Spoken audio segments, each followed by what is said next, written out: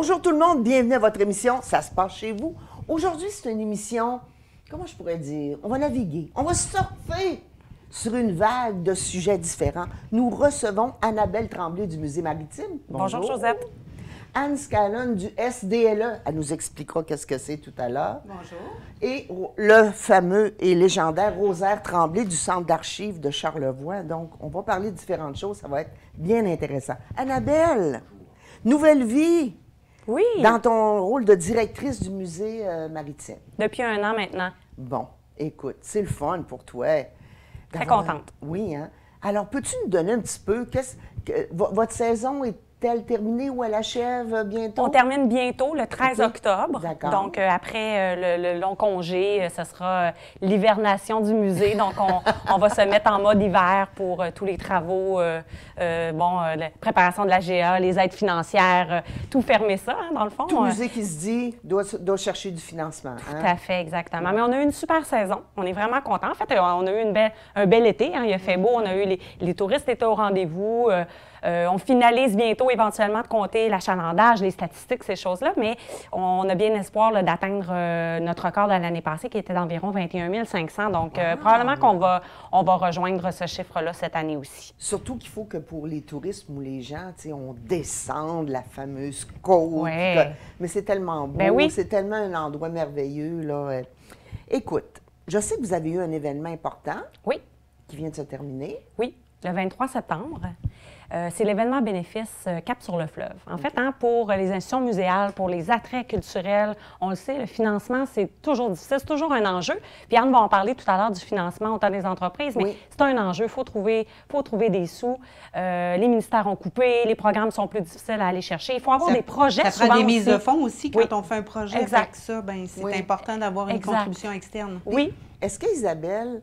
Annabelle. Je vais appeler Isabelle. Mon Dieu, Isabelle, elle travaille chez vous, par exemple. Oui, Isabelle Tremblay, elle s'occupe de la boutique. C'est pour ça. J'ai glissé... Encore un autre Tremblay? Ben oui. Sur le plateau, mesdames et messieurs, nous sommes en majorité des Tremblay avec une dame Scallon, donc... Et là, on a... se lire, hein? Oui. C'est nous les Tremblay, puis on est différentes souches, donc ça peut être... Aïe, aïe, aïe. Donc, Annabelle...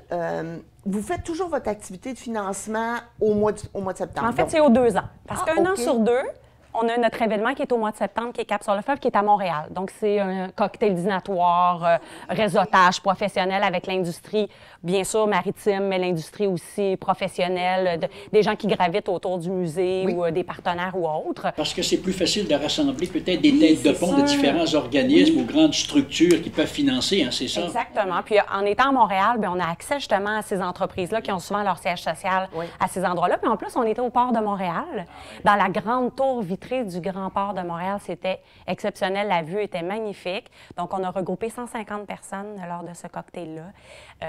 On a une super soirée et on a même récolté jusqu'à 115 000 de bénéfices là, pour notre musée. Donc, on est vraiment contents. Des fois, il faut sortir de chez nous et aller rencontrer ces gens-là. Exact. Puis là, je disais, aux 2 ans, en fait, on fait le cocktail à Montréal. OK. Et au mois de mai prochain, donc dans 6 mois, ce sera notre grand bal maritime, mais à Québec. Donc, on alterne. Une année, c'est à Montréal. Grand bal. Un grand bal. Sortez nos grandes robes, nos Exact, talons hauts. Exactement. Un bal en blanc ou bien... Non, c'est un bal maritime. OK. Les gens c'est quand même bien chic, bien formel.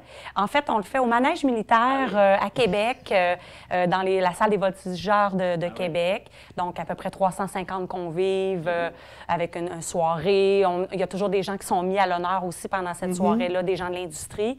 Et ce sera notre 10e édition du Grand Bal cette année à Québec. Donc, on a terminé Cap sur le fleuve la semaine dernière ou il y a 2 semaines, puis on s'est tout de suite attardé au Grand Bal. Donc, tu sais, quand je vous dis que c'est un enjeu puis c'est un travail de longue haleine, on met beaucoup d'énergie là-dessus. Là. Même si le musée hiverne, les employés ou la directrice n'hivernent pas dans sa caverne. Non, pas du tout. On est en mode action à l'année. À l'hiverne, juste quand on va faire du ski. Justement, main libre pour tout préparer la prochaine saison. Tout à fait. On est là, exactement. Bien, le compte-rendu de la saison, hein, parce qu'on a beaucoup de post-mortem de rapports encore à faire, mais oui, ensuite, là, on se tourne vers la Est-ce que prochaine vous vous saison. inspirez, Annabelle, des commentaires qui vous viennent par les visiteurs l'été pour Tout à fait. préparer la nouvelle saison? Vous devez recevoir Oui. de beaux commentaires. En fait, il y a un sondage qui est fait pour bien percevoir les commentaires des gens, où ils ont entendu parler de nous. Est-ce que c'est leur première visite? Pour nous, ça, c'est des données, c'est du data super important quand on fait de la promotion ou qu'on essaie de rejoindre notre clientèle, puis dans les commentaires. Et on a aussi un grand livre à la sortie du musée et les gens vont émettre leurs commentaires. Puis je vous dirais que c'est pas mal toujours très positif. Les... Ça dégage des faiblesses peut-être aussi. Oui, tout à fait, tout à fait. C'est effectivement, c'est jamais 100% parfait. Mais ce que je dirais que le commentaire qui ressort beaucoup, c'est « Je ne m'imaginais pas qu'il y avait tout ça sur le site ». Ah oui, c'est c'est extraordinaire intéressant, ça. que les gens À quel point il y a puissent, beaucoup de oui. choses. Et puis, moi, quand je suis entrée en poste il y a un an, d'entendre les gens de la région dire « Je ne suis jamais allée au musée. Ben oui. Ah, il y a des bateaux à visiter. Ah, il y a ça. » Fait que moi, je me suis donné comme mandat aussi cette faire année connaître. et l'année prochaine. Ouais. Dans les prochaines années, je veux que les gens de la région, je veux que les Se gens de le Charlevoix réapproprient. viennent au musée, viennent voir ce qui se passe. Ma belle Annabelle, vous avez présentement un tirage Oui. qui est en cours. Ben oui, on parle de financement. Donc, Bon. on a une collaboration avec Charlevoix Mazda. Donc, on a un tirage, des billets à 25 3 000 billets seulement en circulation. Et jusqu'au 24 février, donc le tirage va avoir lieu le 24 février pour gagner une Mazda CX-30 Quand même. GX 2026. Moi, j'ai pris mes billets. Oui. J'ai pris 2 billets. Tout à fait. Je me souvenais pas trop. Bon élève. Comment on peut aller? On va sur votre site? En fait, en ligne, OK. sur le site du Musée maritime, on va dans la billetterie, en fait, au même endroit qu'on veut acheter une passe journalière pour entrer.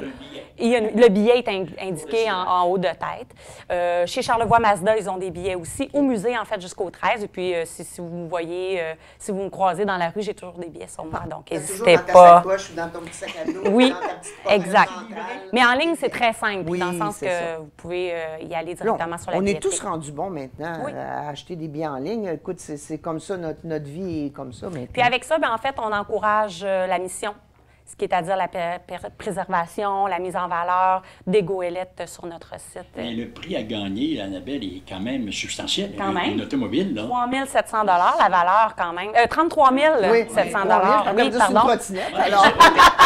33 000 C'est quelque chose, c'est une automobile, là. Oui, puis il y a une chance, les chances sont très fortes. Là, je veux dire, les probabilités sont intéressantes. Super. Alors, je Alors- vous invite à aller acheter votre billet en ligne. Ben, en fait, on va vendre des billets jusqu'environ le 15 février, mais le tirage est le 24 février. Oui. Bon. Alors, ben merci Annabelle de Ça m'a toutes fait ces belles plaisir. informations. Donc, nous allons recevoir maintenant Anne Scallon.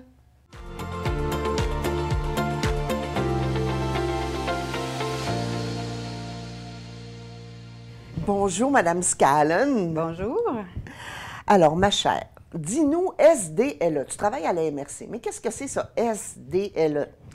Le SDLE, c'est le Service de développement local et entrepreneurial. Donc, c'est le bras économique de la MRC. Le droit ou le gauche? Ah, c'est selon, ça dépend. On utilise les deux.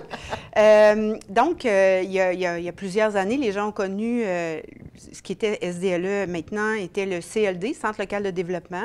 En 2015, la MRC a décidé d'intégrer ou d'exercer sa compétence de développement économique à l'intérieur même de son organisation. Par contre, l'équipe qui était au CLD, toute la structure est restée quand même sensiblement la même. Là. Fait que le SDLE maintenant fait partie de la MRC. Mon employeur, c'est la MRC, mais le département est vraiment économique. Et toi, tu es un pilier, tu es une racine forte qui a des racines profondes là, dans l'expérience entrepreneuriale pour accompagner. Oui, bien, j'ai une équipe, hein, fait que Oui. je fais pas ça tout seul. Mais c'est sûr que le service de développement économique joue un rôle essentiel hein, dans l'échiquier entrepreneurial de la région. On est une porte d'entrée, on est 10 dans notre équipe, donc on a des conseillers en développement économique qui soutiennent les promoteurs dans le développement de leurs projets. On a une ressource en développement territorial, une ressource en développement social, une ressource même pas dans notre équipe, mais dans la MRC, on a une ressource en développement culturel, on a un ingénieur forestier. Donc, notre équipe SDLE, c'est 10 personnes, mais au-delà de ça, on a des collaborateurs très proches avec nous là, qui travaillent pour Donc, la des MRC. gens qui ont des compétences pour comprendre les différents secteurs économiques. Exactement. Puis, quand on pense à développement, on pense souvent, bon, moi, je veux me partir en affaires, j'aurai un projet. comme entrepreneur individuel, mais vous pouvez aider des organisations comme le musée. Oui, Ou d'ailleurs, comme le centre d'archives. on les a aidés les deux, Oui, donc les deux. à travers le temps. C'est sûr que, tu sais, on a un volet qui est accompagnement, qui est très, très fort, autant au niveau OBNL, coopérative, entrepreneurs ou des gens qui ont une idée, mais qui ne sont pas encore partis en entreprise. Donc, on accompagne tous ces gens-là. Fait que l'accompagnement est un pilier très, très, très important du service de développement économique parce que les gens imaginent qu'ils viennent nous voir, c'est pour du financement, mais toute la partie préparation du projet, que ce soit un projet du musée pour la restauration d'une goélette ou pour démarrer une entreprise privée, aussi, on accompagne, on est là pour aider. Annabelle connaît très bien nos programmes, fait qu'elle est capable de monter tout seul son projet. Oui, oui. Par contre, M. Rosaire pourrait venir nous voir pour un projet quelconque, puis on pourrait l'accompagner, l'aider. On ne le fait pas à leur place, là. Ça, c'est clair. Parce que c'est pas nous, les entrepreneurs, c'est pas nous, les promoteurs du projet, mais on est là pour soutenir tous ces gens-là. Donc, un OBNL, qu'importe sa mission, pour aller vous voir, pour avoir du soutien, de l'aide. De l'aide technique et financière. On a du soutien financier aussi. D'ailleurs, tu sais, j'ai sorti un peu là, des chiffres pour 2024. Donc, toujours le fun d'avoir des statistiques. Oui, donc je vais lire parce que je n'ai pas tout ça par cœur, mais tu sais, on a fait des accompagnements, on a fait 255 rencontres avec des clients. Et de ça, on a 30 nouveaux promoteurs qui sont venus nous voir qu'on n'avait pas encore eu à travers le temps parce que le CLD a été mis en place en 1998, je suis mêlée dans mes dates, 1998, et là, on est rendu en 2025. Fait qu'à travers tout ce temps-là, il y a des gens qui ont passé avec nous au bureau, on les a vus une première fois, donc on a 30 nouveaux clients cette année. Hey, on a différents... Oui, c'est beaucoup. On a différents fonds. On a un fonds qui nous vient du ministère des Affaires municipales qui s'appelle le Fonds Région Ruralité. À même ce fonds-là, on a différents programmes, autant de l'aide financière non remboursable que des contributions qu'on peut faire. Donc, on a fait 24 projets financés pour 425 500 $ accordés qui ont des retombées économiques, donc de l'investissement généré pour 2 221 000 $. Fait que, tu sais, c'est de l'investissement pour chaque dollar investi, ça rapporte 5 $ en retombées dans le milieu. Fait que ça, c'est intéressant. On a d'autres fonds aussi qui nous proviennent de d'autres ministères. Tu sais, fait qu'on a le fonds régional, le fonds de la région de la Capitale-Nationale, 5 dossiers, 164 000 d'investissements, puis des investissements générés de 2,5 millions. Fait que là, on est rendu dans du 1 pour 15. Fait que c'est quand même intéressant. On a aussi de l'aide pour la relève d'entreprise, donc un promoteur qui voudrait maintenir un service qui existe déjà, racheter une entreprise, mais avec un accompagnement avec le cédant et tout ça. On a de l'argent pour de la relève, des prêts et tout ça. Fait que, tu sais, c'est très varié comme aide qu'on peut faire. Fait que c'est quand même, là, on est capable quand même de couvrir assez large, puis on réfère aussi avec des organisations qui sont partenaires. Là, on travaille beaucoup avec la SADC, avec Desjardins, Microcrédit. Fait que c'est des partenaires avec qui on est constamment pour faire du montage financier. Puis, il existe aussi des structures plus Québec, là, tu sais, donc Investissement Québec, tu sais, bon, c'est ça. Fait qu'on travaille avec tous ces gens-là. Je suis curieuse, Anne, est-ce que vous avez des périodes dans l'année où vous faites de la promotion de vos services, où vous dites aux gens, bien là, si vous voulez un concours, avez-vous des On a essayé différentes choses. On a fait un concours en développement durable. Annabelle a travaillé sur ce projet-là. On l'a fait pendant quelques années, puis on était à revoir un peu vers où on s'en va par rapport à ça. On essaye de s'ajuster, hein, mais des concours, c'est plus difficile un peu parce que ça prend un bon projet qui cadre avec nos programmes et tout ça. Fait qu'on aime mieux faire une promotion comme... J'en parle ici. On a maintenant aussi avec le journal Le Charlevoisien, on fait la MRC. On a un journal, la MRC, qu'on diffuse 2 fois par année depuis l'année dernière. Fait que là, on est rendu à notre 3e édition qui va paraître bientôt. On fait des publications Facebook, on est présent sur les réseaux sociaux. Puis, nous-mêmes, comme employés, donc pas juste moi, mais les conseillers, tous ceux que j'ai nommés tantôt, toute l'équipe au complet, on participe aussi à des comités. Fait que, tu sais, quand on s'implique sur la table en transfert d'entreprise ou avec le salon de l'emploi ou avec le rendez-vous en gestion des ressources humaines, bien, on fait rayonner aussi notre service parce qu'on est présent, on travaille des projets avec ces partenaires-là. Puis ça aussi, ça a des retombées qui ne sont pas négligeables par rapport à tout ce qu'on fait. Dis-moi, tu as touché un sujet, moi, en tout cas, qui vient me chercher, tu sais, la relève d'entreprise. Parce que souvent, les enfants ne sont pas nécessairement intéressés, ou il n'y a pas de famille proche qui veut reprendre l'entreprise. Puis, tu sais, quand tu t'investis pendant 10-15 ans comme entrepreneur... C'est très émotif après ça, la vente. Donc, vous pouvez bien soutenir ces gens-là pour leur trouver les gens qui vont reprendre leur entreprise. Je pense... C'est drôle parce que je pense à la boulangerie Bouchard à l'île aux Coudes. Qu'on a soutenu. Oui, que vous avez, oui. Tu vois. Puis c'était tout un défi parce que Noëlange, que je connaissais, elle me disait, là, on vieillit, puis là, ben, tu sais, on veut trouver. Puis je trouvais que c'était un bel exemple, là, tu sais, de transmission. De reprise, de savoir, puis de respect aussi de la personne qui avait l'entreprise avant nous. T'sais. Oui, mais nous, on fait une distinction, puis ça, c'est un bon point. T'sais, comme là, c'est une relève non apparentée, hein, parce que Francis n'est pas, le fils de Noëlange ou son cousin, ou peu importe, mais ça fonctionne aussi. Là, c'est des très belles relèves. Nous, ce qu'on travaille beaucoup, c'est pas l'achat. Tu sais, quelqu'un qui décide d'acheter une entreprise puis continue à la faire, à l'opérer, tout ça, c'est une chose. La relève, c'est un peu plus poussé parce que là, on demande au cédant, la personne qui vend, d'accompagner le releveur pour être sûr que, justement, l'esprit, comme pour la boulangerie, c'est important que l'esprit de l'entreprise demeure. Alors, si Noëlange avait juste vendu puis qu'elle avait quitté, ça aurait pu être une transaction qui aurait moins bien fonctionné que si elle est là, elle est présente, elle continue à contribuer, elle accompagne Francis dans son transfert. Fait que ça, pour nous, c'est quelque chose d'important. Fait qu'on travaille, entre autres, avec Repreneuriat Québec. Donc, on peut mettre nos promoteurs en contact avec eux. On a des fonds pour soutenir nos promoteurs dans le processus de relève. Même au niveau agricole, on a travaillé des choses, puis on continue à travailler des choses pour soutenir nos entrepreneurs parce que justement, l'entrepreneur agricole qui veut céder son entreprise, bien, des fois, c'est les enfants, mais là, tu n'es pas sûr de vouloir aller là parce que tu as vécu tellement d'émotions, tu as mis ta... Tu sais, c'est quand même beaucoup de temps. Ça a des grandes valeurs, les entreprises agricoles aussi. Là. On ne dit pas que c'est pas la même chose pour les autres, mais tu sais, les gens ont travaillé ça, ils ont mis toute leur énergie, la famille travaillait aussi. Fait que c'est quand même un processus qui est long et ardu. Fait qu'on travaille aussi pour donner, autant aux cédants qu'aux releveurs, des outils pour être capable de procéder là, dans tout ça. Là. Travailler en amont aussi, hein, parce que ça se planifie plusieurs mois ou même plusieurs années à l'avance. Oui. Fait que c'est ça. Il y a des gens qui arrivent et disent, bien là, je suis prête, mais c'est ça, il faut le préparer. Fait qu'on est là pour soutenir. On fait des ateliers par rapport à ça. On fait des conférences. Cette année, là, dans le cadre du mois d'économie sociale, au mois de novembre, on fait une demi-journée sur la relève, mais plus au niveau coopératif, parce que ça aussi, ça existe. Un groupe de personnes qui décident de reprendre une entreprise existante sous forme de coopérative. Fait que c'est un modèle qui est super intéressant aussi. Fait que c'est vraiment... Dis-moi, Anne, est-ce qu'il arrive qu'il y a des gens qui se présentent là, chez vous avec un projet et vous dites, là, aux heures, ton projet, là, ça ne tient pas la route. Là. On ne peut pas croire à ça.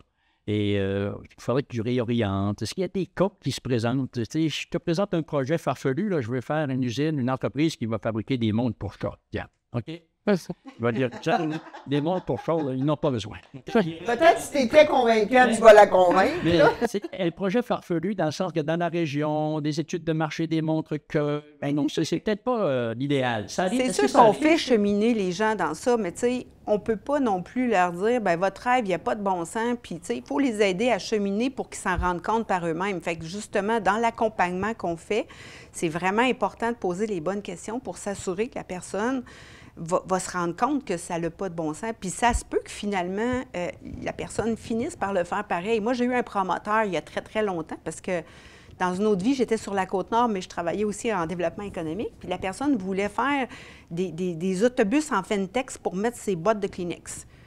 Fait que c'est sûr que c'était peut-être pas le super projet, tu sais, mais on l'a amené à cheminer. Puis quand on recommande un investissement dans un projet, c'est que la personne a passé à travers un processus rigoureux, hein, parce qu'elle veut pas, on veut pas non plus que la personne se plante, parce que c'est souvent, c'est son argent qu'elle met dans le projet, là. Fait que ça aussi, c'est important, parce que... Il y a l'argent public aussi. Il y a de l'argent public, il y a de l'argent de la personne. Fait que c'est clair qu'il y a beaucoup de variables à tenir compte.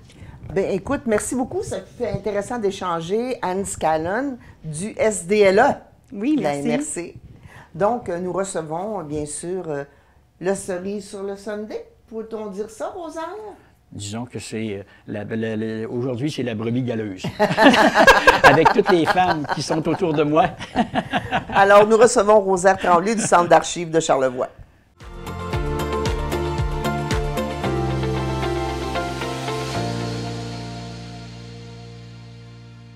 Alors, nous recevons Rosaire Tremblay. Tu n'aurais même pas besoin de présentation, Rosaire. Hein? Recherchiste et documentaliste au Centre d'archives, historien passionné qui a de la jasette, ça va bien aller aujourd'hui. On espère. Bonjour Josette, bonjour mesdames. C'est un Tremblay. Un autre Tremblay, écoute là. Ça, vous ne pouvez pas vous en séparer, les filles. Là, hein? Écoute là, un autre Tremblay. Rosaire, reparle-nous c'est quoi le Centre d'archives, puis est-ce que moi, personnellement, je peux aller déposer des choses? Est-ce qu'en tant qu'entreprise, en tant que... Le Centre d'archives a quand même une belle histoire. Hein? C'est un organisme qui a un quart de siècle d'existence, un petit peu plus. On a fêté nos 25 ans il y a un an. Et puis, ça fait 25 ans qu'on a une place bien confortable, tu sais, au sous-sol de la bibliothèque de Baie-Saint-Paul, des locaux qui nous sont fournis par la ville de Baie-Saint-Paul, qu'on remercie en passant. Et on est équipé exactement comme BANQ, là. Selon les normes de BANQ à Montréal ou à Québec, on a exactement les normes. Ça veut dire des normes au niveau de notre magasin d'archives, notre voûte de conservation, là, qui ont l'humidité, la poussière, les températures exigées pour conserver des documents papier ou des documents électroniques comme des cassettes ou autres. Là. Exemple, le fonds d'archives de TVCO, pour donner un exemple, est conservé chez nous. Alors, on a toutes les conditions pour conserver exactement comme BANQ. Qui nous parraine, hein. On est assujetti aux normes de BANQ, qui nous finance de façon statutaire à chaque année pour notre fonctionnement. D'accord. Et Rosaire, tu es là depuis un certain temps. Bon, moi, je suis un peu l'alma mater de l'affaire. En fait, aux prémices du Centre d'archives, il y avait un petit peu, hein, dans les coulisses, le fantôme de l'opéra. Oui, d'accord. C'était moi qui étais derrière, tu sais, pour le Centre d'archives. Alors oui, il y a un Centre d'archives, c'est pas moi qui l'ai créé parce que je n'étais pas à la ville dans ce temps-là. Mais le spectre qui était par derrière, c'était moi, évidemment. Et depuis ce temps-là, j'ai toujours été dans les coulisses. Et maintenant, j'y suis à plein temps. Depuis ma retraite de la polyvalente, j'y suis plusieurs jours par semaine, là, comme travailleur. Si on regarde le musée maritime dans lequel travaille Annabelle, quelle chose qui pourrait être amenée au centre d'archives? Plein de choses. Ah, oui? J'ai vu leur centre de conservation, il y a plein de cartes, puis de plans de bateaux, puis de documents qui nous intéresseraient au plus haut degré. Et ça serait une richesse. J'ai déjà d'ailleurs causé avec les autorités du musée à l'époque pour faire une démarche en ce sens. On verra peut-être dans le futur si on peut ouvrir un dialogue, mais il y a là un fonds très intéressant. Et je dirais, à ma connaissance, c'est le plus intéressant que je connais dans Charlevoix. Là. Ah oui? Ouais. Oh, oui. Wow! À ce point-là. Mais quel avantage que, mettons, le musée maritime aurait d'à mettre ça au centre des archives? Il serait accessible au public en tout temps. OK. Il y aurait un catalogue, un inventaire complet qui serait systématiquement rédigé.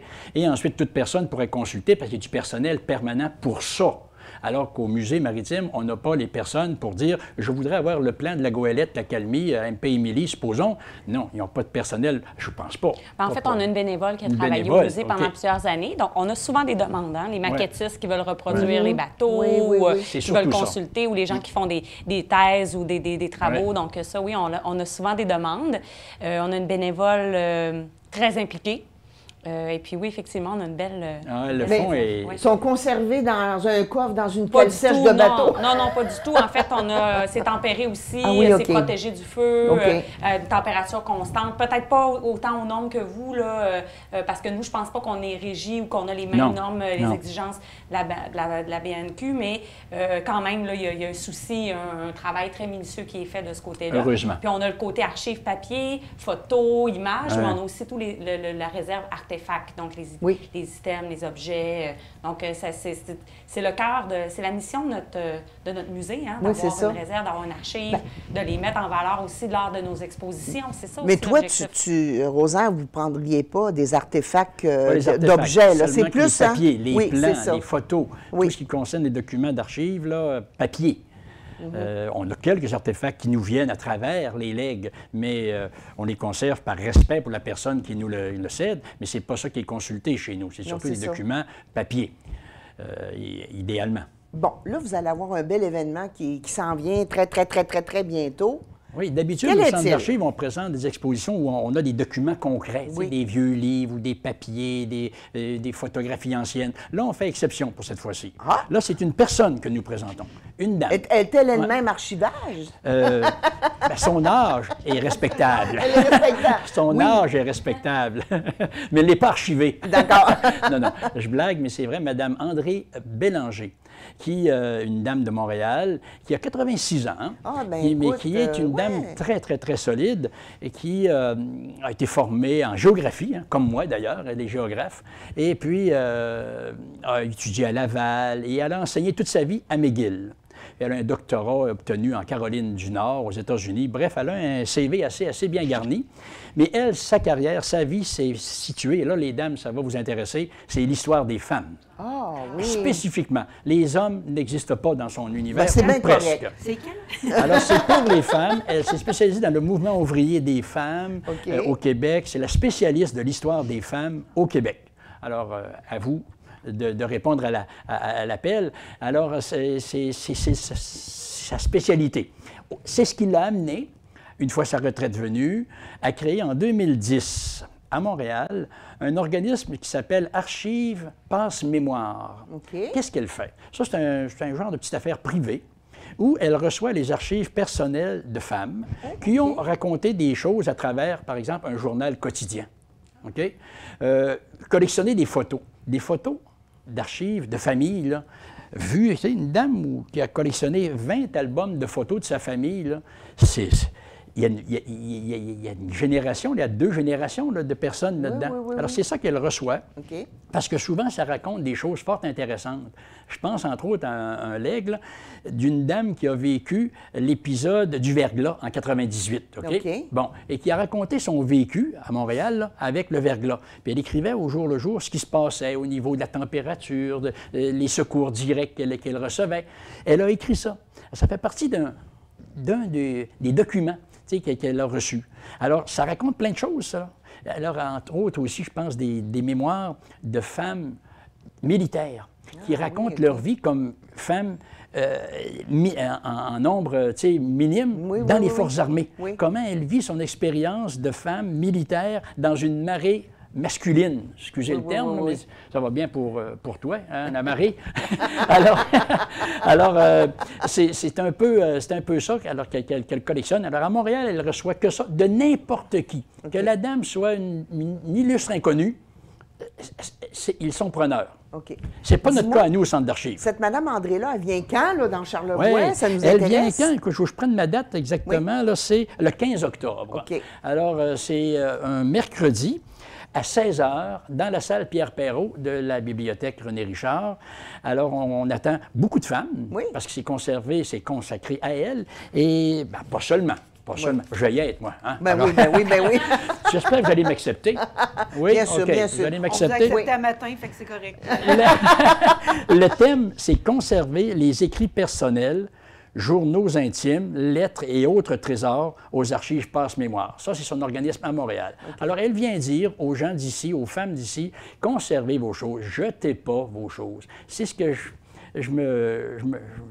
dis tout le temps. Oui, c'est ce qu'il vient nous dire aujourd'hui. Ceux qui nous reçoivent. Quand on vient à TBCO, c'est pour dire ça. On ne jette pas de documents d'archives. Écoute, laissons les gens. Mettons que, tu sais, je pense à ma mère, 95 ans, qui vient de partir pour le grand voyage. Puis ma soeur m'a remis un livre en fin de semaine. On a regardé, puis elle a écrit des choses. Puis je me dis, là, je vais regarder qu'est-ce qu'il y a de précieux là-dedans, des choses qui vont...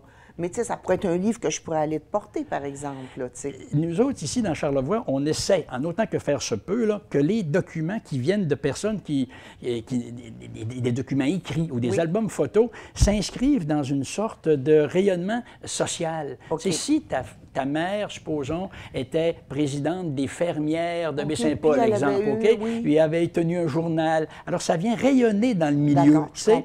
Mais ma mère, qui a vécu toute sa vie dans sa maison, toute seule, n'a pas raconté autant qu'une autre. C'est dans ce sens-là. Alors, c'est un peu... Nous, on essaie de recevoir des fonds qui permettent de comprendre, d'interpréter la société, notre milieu de Charlevoix, de Baie-Saint-Paul et tout Charlevoix. Bon, alors c'est je te donne un exemple, OK? Dans les années 1850 ou après, il y a eu un curé à Baie-Saint-Paul, le curé Charles Trudel, il est très important. Il y a un monument qui rend hommage à lui, à côté du presbytère, qui, pendant ses 8 ans de présence à Baie-Saint-Paul, écrivait un journal quotidien.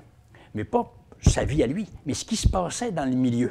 Tu t'imagines la valeur de ça? Ben oui. Aujourd'hui, le 1er janvier, je ne sais pas telle année, on a inauguré la cloche du premier collège de Baie-Saint-Paul. Il y avait là de présent Anne, Isabelle et Josette, et puis ils ont, etc. etc. Tu imagines la valeur de ça? Oui. C'est un immense livre. Puis en plus, il a récupéré toutes les lettres qui avaient été laissées dans le presbytère de Baie-Saint-Paul par ses prédécesseurs. Et il les a retranscrits et mis dans l'ordre chronologique. C'est malade. C'est absolument incroyable. Ça, c'est des archives papier qui prennent tout un sens parce qu'ils viennent raconter l'histoire d'un milieu. Un trésor. Un trésor. Merci, Rosaire. Tu Le es 15. un trésor. Le 15 octobre à 16h, bibliothèque. Alors, on vous invite, femmes et hommes, bien entendu, vous ferez accepter. Avec laissez-passer. Oui. OK. Ou passeport. OK. Ça prend un passeport pour les hommes. Alors, merci Anne, merci Annabelle, merci Rosaire. Ça fait plaisir. Comme je vous ai dit, on a une émission très passionnante et avec des passionnés. Donc, je vous invite, ça se passe chez vous. On se dit à bientôt.